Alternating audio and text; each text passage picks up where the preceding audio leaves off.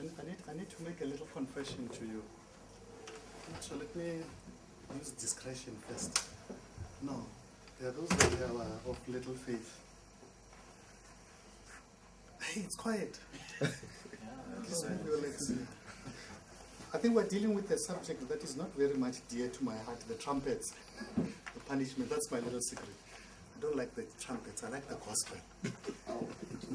I don't want the scorpions and other things. I like to see sinners becoming saints. Yeah, that's the part. So when I come to the trumpets, the hailstorm, the fire, the blood, amen, I shiver. So that as a result, I try to run away from this. But before we start, I think it's the very soon we'll be going to the churches. We're going to the churches, and I want to ask us to pray for wisdom. You know, you're going to need wisdom when you deal with members. And then they will be expecting spiritual leadership from you and leadership in general. And they will be expecting you to know everything. That's why we need to pray for wisdom.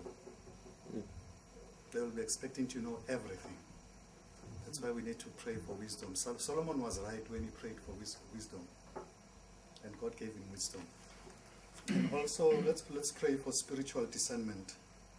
It would be crime against God and humanity if your church can suffer a split because of theological issue when you did not provide theological leadership. When you did not provide theological leadership. So let's pray for spiritual discernment and theological discernment so that you're able to see the issues and address them. So that members can say, you know, don't worry. We will tell our pastor about this. He will give us a workshop and all problems will be gone. The church must not feel stranded. The church together with the pastor must not feel stranded and look for a guest speaker to address a theological issue when the pastor is there. The church must not sink together with the pastor. So we need that. We need to pray for spiritual discernment so that we see error and address it. So that we see right things and follow them. You know? Because members will be looking up to us. I know it happens all the time. They mustn't come to the point where they say, well, we have this theological crisis in the church. Pastor, can you talk to the conference? Because they know you will not do anything about it. They mustn't come to that point. So we must always be on the cutting edges of issues. In fact, we need to be proactive in providing leadership to issues. And when there is an issue that is breaking, let's take the issue, study the issue, then present it to our church. Very soon church members, very soon you will be seeing this. Very soon. But I want you to workshop you on this item. These are the issues around this. This is the position. And this is what the Bible says about this. And so that when the issue arrives, the members say, yeah, we know about this. Our pastor told us about this. Let's provide spiritual leadership and theological leadership to our members. Let's not follow the issues. Let's lead the issues. And I'm talking to the leaders. This message is very much relevant. I'm talking to the leaders. And lastly, let's pray for spirit-filled ministry. So that we are not just students of exegesis, but we are spirit-filled members. So that they feel the power behind exegesis. You know? So that they see the God of the verse. Not only the verse. They must not just be fascinated by the way we explain verses, but they must discover the God of the verse after that explanation. And let them kneel in front of the God of the text. And once our work is done, let him increase and let us decrease. I think we're ready to wait to pray. Ne? Who's praying for us? What happened to the class? We're losing quite a number of members. They've gone to keep the Sabbath. The 144,000. The 144,000. We need to be careful. The 144,000 might be a multitude. Might be a multitude, yeah. Okay. I still need salvation. I still need to be saved. I still need God's Spirit. And those that are married, we still need to provide spiritual leadership. We still need to be priests in our families. Still need to be priests in our families. Those that are still searching, we pray that you find a blessing. Because when you are a business student, a wife is not critical to ministry, but to a pastor, the wife is critical. You need to pray for a wife that will keep the Sabbath with you, the wife that will be passionate about the gospel, the wife who will say, Pastor, oh my husband, why are you not going to church? When we are discouraged. It's our we serve an awesome God, and we need to entirely depend upon Him for wisdom, for spiritual revival, and for many other things. Who's praying for us? Who's praying for us? Who? No, let's not punish the visitor. Yeah. Let's not punish. The Spirit is leading. Which spirit? God's Spirit. God's Spirit. Let's pray together. Pray for us. Okay. Baba wethu asekhazulwini, Nkosi othandekayo, siyakubonga uthando lwakho nangomusa wakho. Sibonga Nkosi inceba zakho nangokonke othi wasenzela kona uzofikela ngesi sikhathi Jehova. Sikucela Nkosi nesikubulelayo ukuthi uthe Nkosi wanathi ngaso sonke esi sikhathi silapha eHelderberg wazofela ngelithuba Jesu Kristu. Mankosi sesibala malanga ambalwa Nkosi ubana sikwazi ukusebenza umsebenzi wakho. Sicela Nkosi into yokubana usinikeze ubulumko, usinikeze uthando, usinikeze umusa ubana sikwazi Nkosi ukubekezela for umsebenzi wakho. Sicela indlela edokhethekile Nkosi into yokubana sipha amandla, usiqinise Nkosi into yokubana kwazi ukuthi amabandla Nkosi abheke ukuthi ugogo ngesakwenza. Esi sikhathi Nkosi makuzaqala iklasi, sicela into yokubana umoya wakho ube khona phakathi kwethu, umfundisi mayesabustisha ngexesha. Uvakale Nkosi ukuthi konke esakuthisha kwazi ukuhlala kuthi Nkosi sikwazi ukukhumbula ngexesha uma kufika ixesha lemviwo nesakwazi ukuhlala kuthi base kufikele ubana singene emsebenzini wakho. Sicela siyazi ukuthi konke lokho wasenzela kodwa bekunaphakade. Amen. I think we've already started yesterday about the trumpets, and we looked at the first trumpet, and we looked at this presentation. If you notice, it's already in the model. It's already in the model. This is a summarized version. There are two versions. There is a long version, I think 170 or 155. It's quite a lot. It's quite huge. But this is a summarized version of the trumpets. Oh, by the way, I'm not sure if this is good news to you. This is not going to be part of the exam.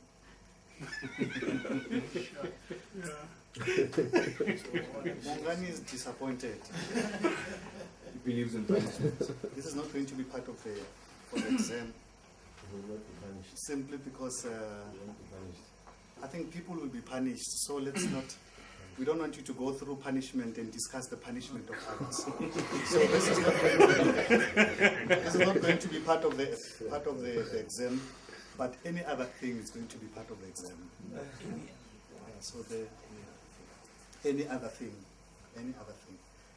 I think we looked at the hail, the fire, the blood, and we talked about the parallelism or the allusion to the plagues. You remember the plagues, and also Ezekiel talks about that. But we talked about but we have just included several verses alluding to that. And we mentioned that these are the instruments that God uses against his enemies. And sometimes the very same instruments might be used against his children if his children take a different stance against God. So they might be used to punish God's children. And we also mentioned that the text mentions that the burning up of that the destruction or the punishment will not fall to everyone. It's not going to be worldwide, but it's very much controlled. It shows that someone is controlling the events. Someone is controlling the events. It's not global. It's not global. And I think we talked about the trees, the trees bend, and this is supposed to be trees, not trees. And again, I want to draw your attention to a text in Matthew chapter 23. You remember Matthew chapter 23? I think it's verse 37 and 38. Oh, Jerusalem, Jerusalem, you who persecutes the prophets, how I tried to gather you as a hen, but you refused. Rather, you stoned the prophets. You killed those that had been sent to warn you. The very last verse, your house is left desolate. So that your house has been emptied of God's presence. The divine presence has been withdrawn from you. And that is the text. That is the text that after that departure, the departure of the presence of God from Jerusalem, after the protective hands had been removed, Jerusalem was attacked. Jerusalem was attacked. And you have that text. That text is very much linked to what took place in the past. That is, when I say what took place in the past, the prophecy of Daniel. You remember Daniel in Daniel chapter 9 prophesied about the fall of Jerusalem. And we also, of interest, it's why does God start with Jerusalem when he punishes? If we pay attention to the Bible, punishment would always start in the house of God before it goes elsewhere. Before God punishes sinners and other people, he would always start in his house. So you get that message. You get that message in the scriptures. So the first prophecy, the first trumpet, is linked to the destruction of Jerusalem. I think we mentioned that. I think we're ready to move to the next. The other presentation, the other PowerPoint presentation, it's more detailed than this one. And I'm going to urge you to read it and read it for personal enrichment. And so that if someone invites you to present, and if you notice, that presentation is based on the views of John Pauline. John Pauline has written extensively in that area. And I think he has provided theological leadership in biblical interpretation, in using the scriptures to interpret the prophecies. So we are following his views more than we follow the views of other Adventists. In fact, even before you go elsewhere, things are bad. It's better to remain at home, because elsewhere there is just confusion and discouragement, especially when you deal with the trumpets. Just Google the 7 trumpets and see what you will get. You will get horror stories, and bless your heart if you are strong. But it's not for the weak. I think we mentioned that judgment begins with the apostate people of God. And now I want you to pay attention to what Ellen White says in Great Controversy. The work of destruction begins among those who have professed to be spiritual guardians of the people. The false watchmen are the first to fall. And allow me to apply this even within the context of the pastors. If the church goes astray, the punishment is going to be heavy on us, on the watchmen of Israel. The punishment is going to be very heavy on us. I think there's another quotation also. This one comes from the Great Controversy 656. Just read it. Say it again? We just read this one. We just read this one, yeah. Yeah, we just read this one. The second one comes from the Testimonies to the Ministers. The judgments upon Jerusalem were a symbol of the events of Christ coming to judgment in the last days. Now, Ellen White says, what you saw in AD 70, it's actually a symbol of what is going to take place in future. And in this context, it is God punishing his children. And he's saying, this is what is going to take place to those that are supposed to be a light, or to the shepherds, but they were not. They chose not to be shepherds. Desire of Ages. John lived to be very aged. He witnessed the destruction of Jerusalem and the ruin of the stately temple, a symbol of the final truth of the world. I think we're ready to. Okay, I think that it's also a further explanation on the green grass. I think we talked about the green grass grass, flourishing vegetation as a symbol of God. But when the grass is dried and burned, again it shows the punishment. Okay. Let me see. I'm just going to check, trying to check if we missed anything. I think those are the texts that we find. John the Baptist announced that any who did not bear good fruit would be cut down. And we find the language, the agricultural language, especially as it relates to God's children, the trees. And there is this verse which is quoted by Christ, and these are the words of Christ. And he says, for if they do these things in the green tree, and this he was referring to himself, what will happen in the dry? What will happen in the dry tree? Referring to the tree that was green, but it became dry. If people are cruel to Christ, a good man, what will become of judgment? What will become of those that have become dry, those that have apostatized? It's going to be worse with them. Any comment? I think we handled the first punishment, But of interest is that this was just an event. It's not something that is recurring. But although it's a symbol of what will take place to God's children who are not faithful in the end. Okay. The second trumpet. The second trumpet, chapter Revelation 8, verse 8 to 9. And the second angel sounded, and as it were, a great mountain burning with fire was cast into the sea, and the third part of the sea became blood. Now, when we deal with this, I want you to have the background of Daniel in mind. You remember the Israelites were punished by the Babylonians. And this has been a pattern in the scriptures. Whenever children of God would disobey him, he would send other nations to punish them or to take them captive. But after some time, God would come back and punish the whip. All the time. This has been God would use other nations to be a whip to his children. And he would go and rescue his children, then deal with the whip. All the time. That has been even in this. You remember Jerusalem in AD 70. God did not descend upon the earth to punish Jerusalem, but he removed his protective hands. The house was left desolate, meaning the presence had been withdrawn, and they became an easier target for their enemies. And the enemies came to destroy. You remember the Jerusalem was destroyed by the Romans during that time. And in the thinking of the Jews that time and the Christians, the Romans were actually Babylon. In their thinking, they were Babylon. It was Babylon.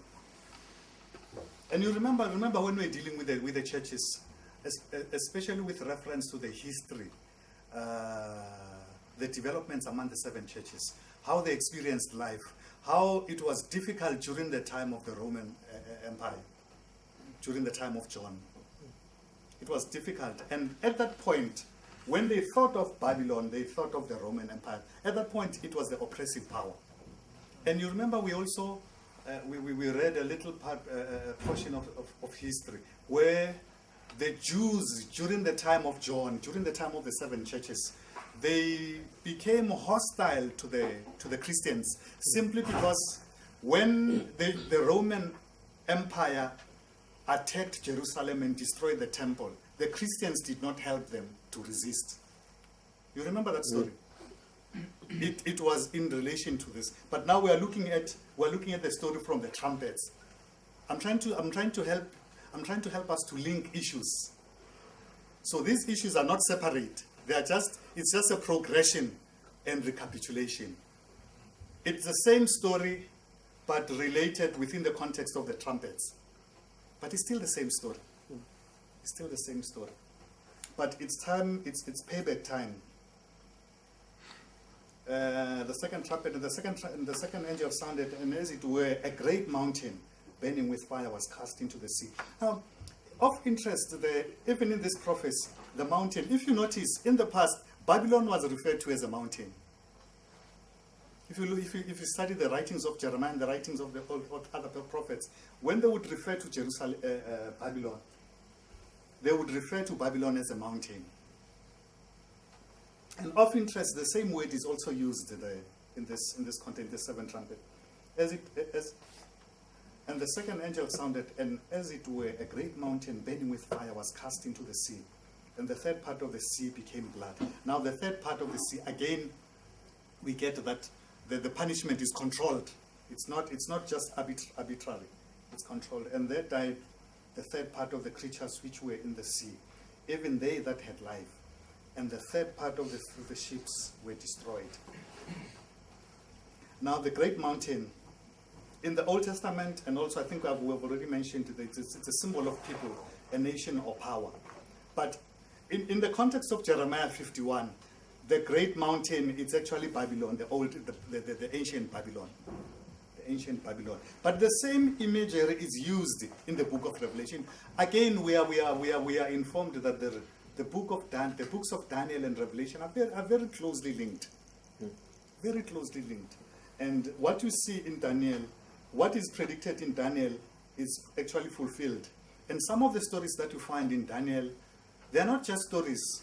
They are actually preparing us to deal with the book of Revelation. Like we see two cities fighting, the city of Babylon, fighting and overpowering and capturing the city of Jerusalem.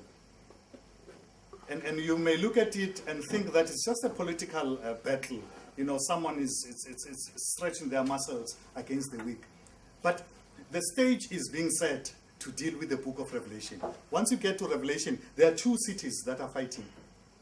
Babylon, the mystic Babylon, and God's people are told to come out of Babylon. And they come out of Babylon and prepare to be citizens of the New Jerusalem. Both cities, again, are still in place. Fire for force of destruction and judgment, and we have several verses that to show where fire has been used as a force of destruction and also judgment. And you remember fire was also used in the destruction of Sodom and Gomorrah. And in that context, God was punishing a nation for the sins they had committed. The sea, I think we are all aware that the sea refers to the nations and peoples. Blood, you remember we also had blood, hail, storm and blood in the first trumpet. Again, you find blood. And in this context, you remember even in the other context, the blood was not used in a positive sense. It's not within the context of the saving blood of Jesus Christ, but it is used in the negative sense. Again, other symbols serve on both sides of the issue, either negative or positive. Sometimes the blood is used in a negative sense. Sometimes it is used in the positive sense and negative sense. In this sense, it's strife and bloodshed or war. And also we read about the creatures in the sea and ships. You remember the sea represents the people. People making up the great sea of the Mediterranean and their material possession. And the sea, and the sea we all know from Revelation chapter 17, that it represents the people. But ships, it's a symbol of their wealth. It's a symbol of their wealth. So it gives the impression that the punishment would fall on the people together with their material possession. And we believe as Adventists that based on the prophecies of Daniel and Revelation, based on the way things are done, based on the practice in the Old Testament, that whenever God punishes his children, he would use other nations. And after that, he would come back for the nation that has punished God. The same with Babylon. When the Medes and the Persians attacked Babylon, it was not more of attacking them because they were weak. God was also settling a score with Babylon. And he made them to be vulnerable to other nations.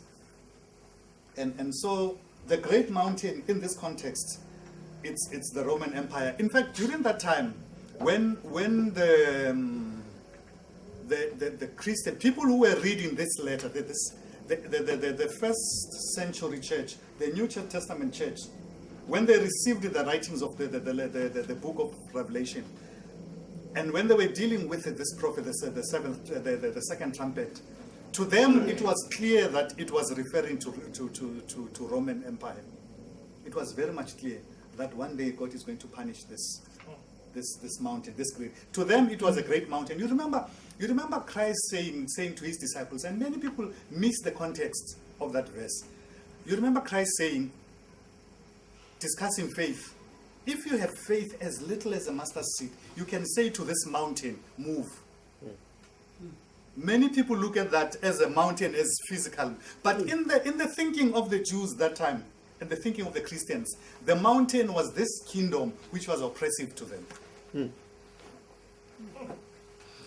That was the thinking at that time. It was not necessarily the physical mountain. Then the Roman government stood as a great mountain. And Christ was saying, if you have faith, you can actually destroy this mountain that is standing in front of you. And they did not raise issues because they understood what mountain stood in front of them. Revelation. Yeah. So it represents the Roman Empire, and we believe that event in 476 when quite a number of nations attacked, including the Parthians, attacked the Roman Empire and overthrew it. We believed that act or that fall of Roman Empire actually had something to do with God punishing them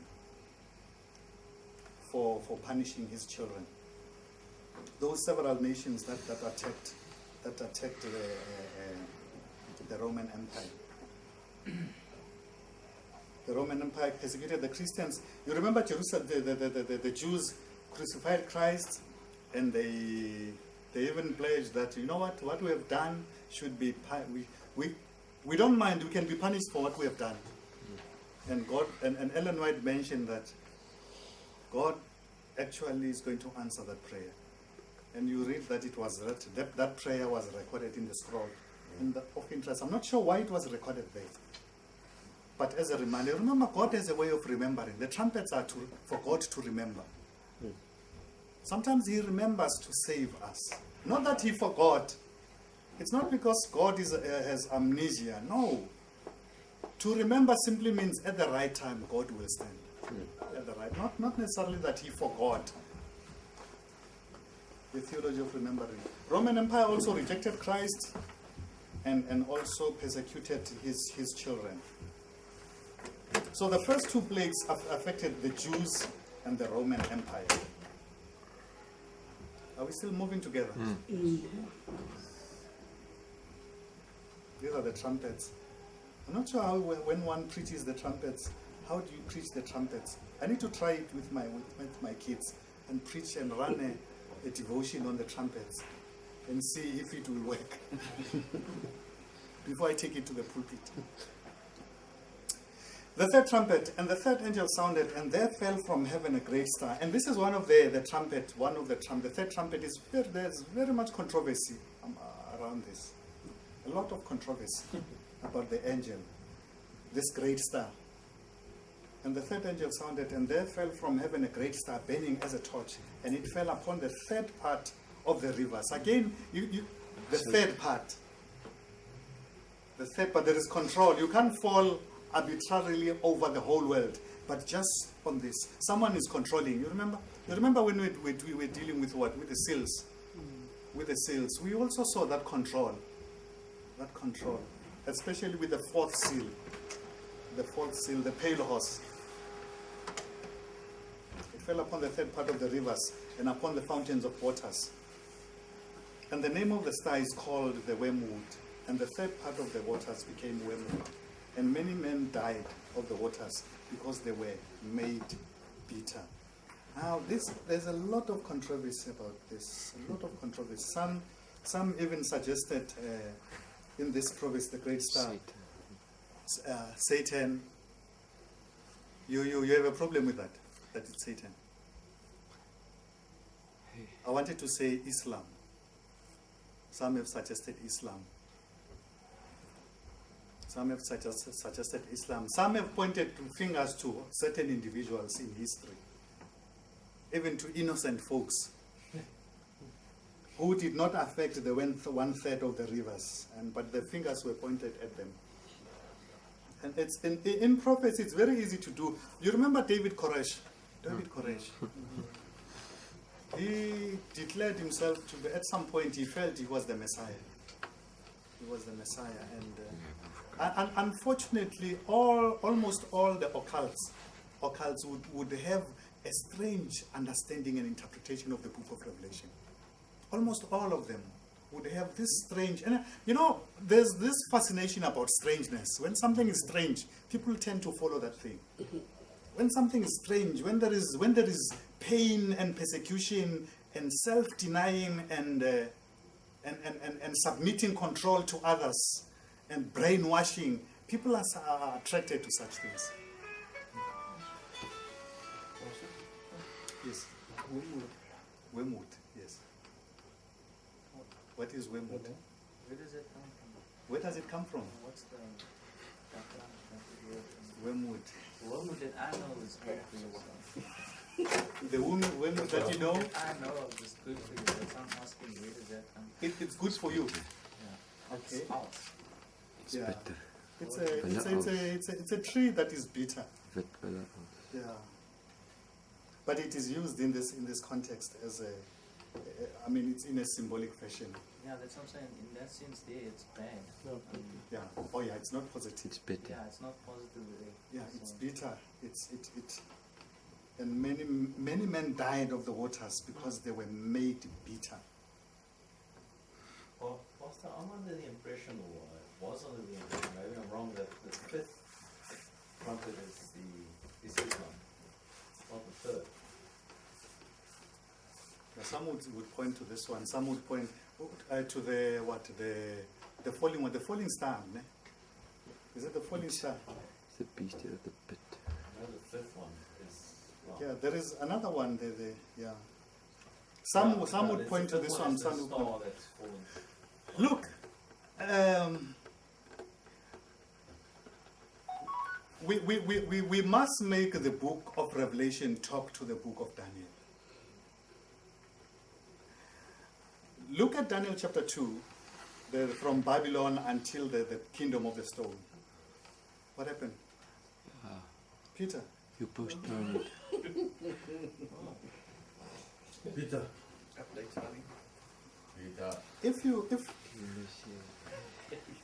the story of Daniel, if you study the scheme of events, the nations, you discover that we have Babylon, we have the Medes and the Persians, we have Greece, we have the Roman Empire. Of course, the division of the divided kingdoms.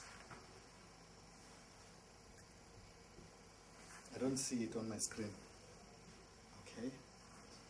You get that. But if you look at the prophecies themselves, you get the fourth kingdom is the Roman kingdom. We all agreed on that. And then the divided kingdoms of Europe. I think we are still on the same page with that one. Yes. And then the kingdom of the stone. We believe we live during the time of the divided kingdom. And at the end of time, we believe that the Roman Empire, according to the book of Revelation, the papal Rome would take stage. I think we believe that. We believe that the wound, the little horn was inflicted. In 1798, it was inflicted. We believe that. And it was a fatal wound. And we believe that wound will be healed in future, according to the book of Revelation. I want you to say yes if you believe that. It started to heal in 1929. It started to heal as early as that, yeah. We know we are in the end time. Yes, it's healing. The wound is healing. If you look at the developments, we can't be blinded to the developments. It's healing. Now, the point I'm trying to make, in the prophetic scheme of events, we don't find Islam as a prominent power in prophecy. We don't find Islam at all. At all. Once we want to, if we include Islam in the prophecies of Revelation, then we may have to reinterpret the prophecies of Daniel. We may have to reinterpret the prophecies of Daniel and find a space for Islam in the prophecies of Daniel, Daniel chapter 2. But it's not provided in terms of prophecy. And both books should talk to each other. And I want to submit to you that in terms of prophecy, Islam is not an issue. Papal Rome is an issue. Although Uncle Sam argued that Islam is antichrist, Yeah, but just like others are antichrist, you know.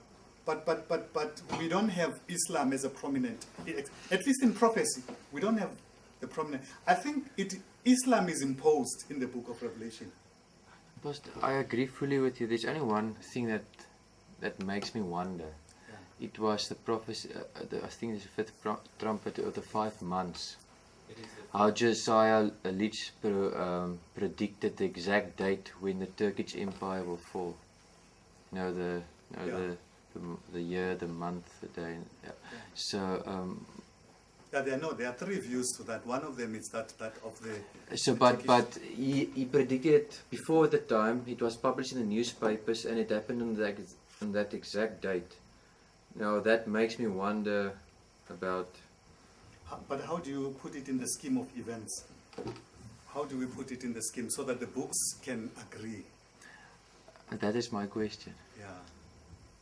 but Unless someone proves. Once we find a space of Islam in prophecy, then we may have to ask Daniel why he didn't see that.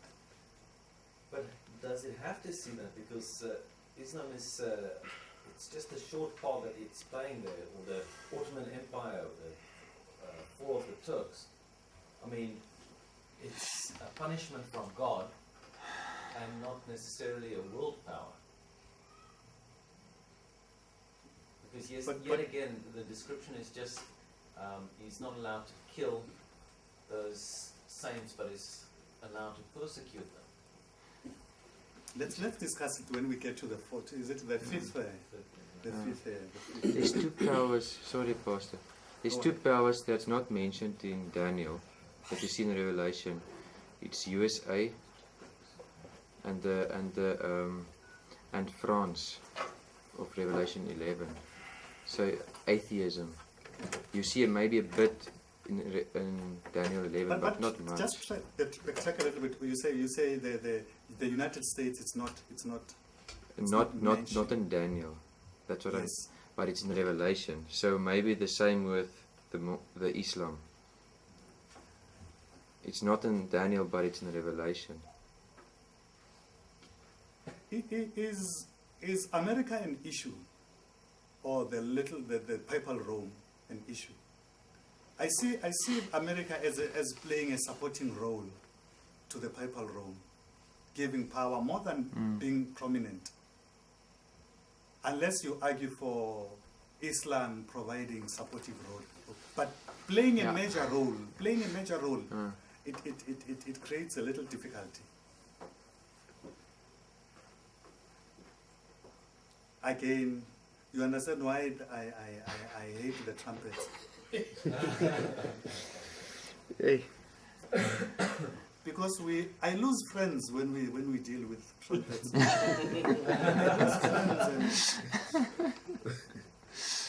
I lose friends and amen.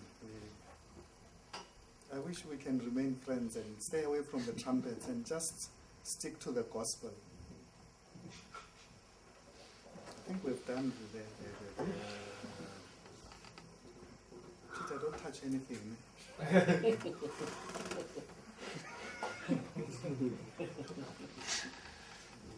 Did you tell the class that you are 1st of December.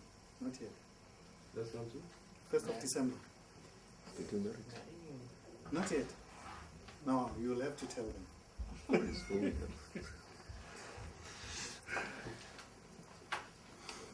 Oh no, oh no. I think we've already done the creatures of the sea. Yeah. Okay, we were going to the third trumpet, the great star falls. I think we had read the verse already. Yeah. We looked at the verse already. The great star falls. We have this allusion of the great star falling from heaven, and Job, and we believe that star was Satan, and fallen star from heaven. But I think we don't agree, and I don't mind to disagree among the trumpets. But I mind if we disagree when we deal with the seals. I really mind. I mind if we disagree when we deal with the Revelation chapter 10. Yeah. I really mind if we disagree. We're not supposed to disagree. I mind if we disagree when we deal with the Revelation chapter 12. That I take it very personal. I mind if we disagree with Ellen White. Take it very personal. Revelation 13, we must agree with Revelation 13. For the nature of the work that we do, we must agree. Or we go to the factories and look for alternative employment. But we can fight among the trumpets. I'm not dogmatic in terms of the trumpet, because I think we are dealing with the trumpet simply because it is God who's doing things. We are trying to make sense of what God is doing to his enemies.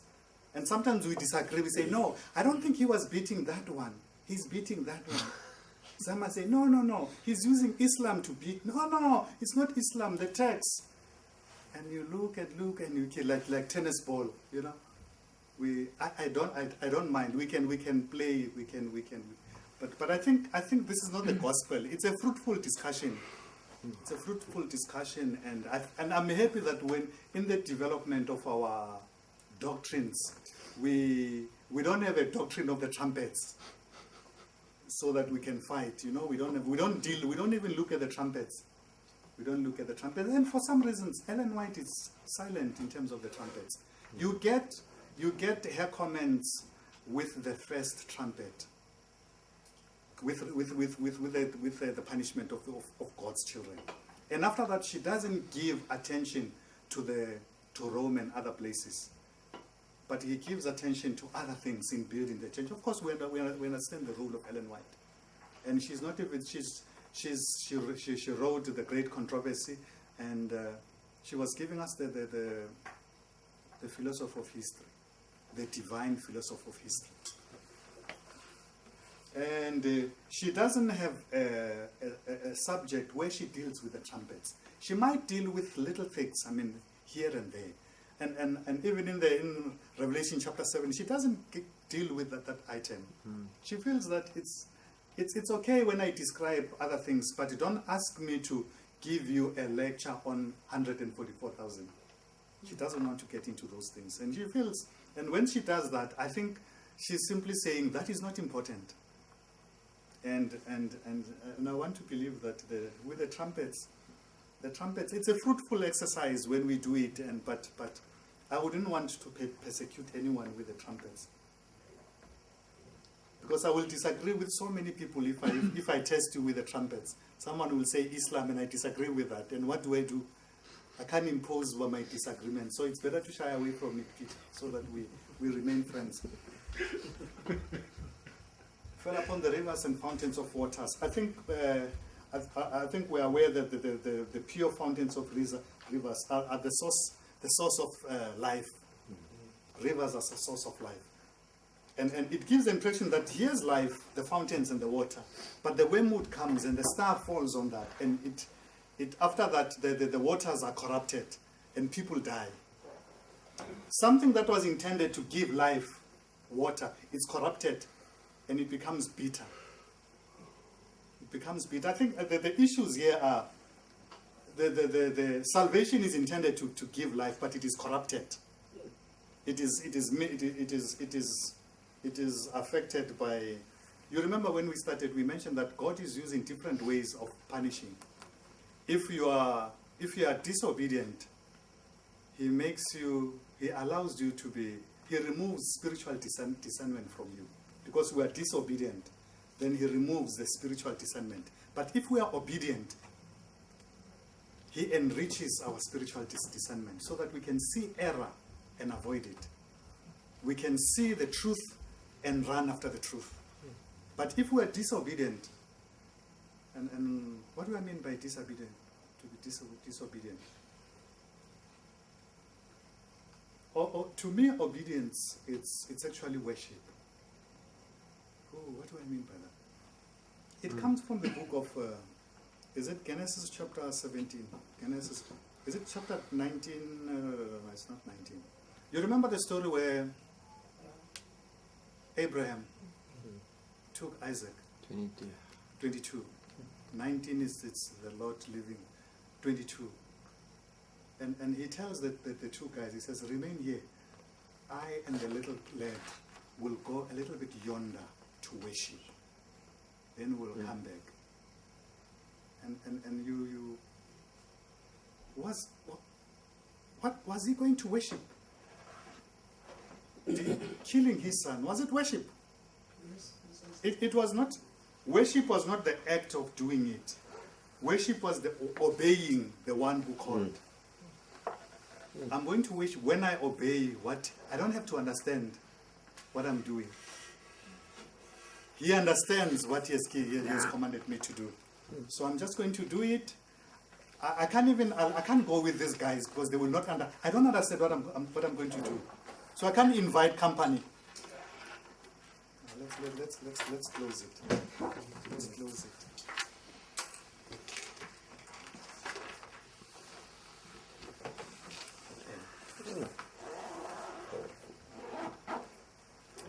Pray for us, Peter.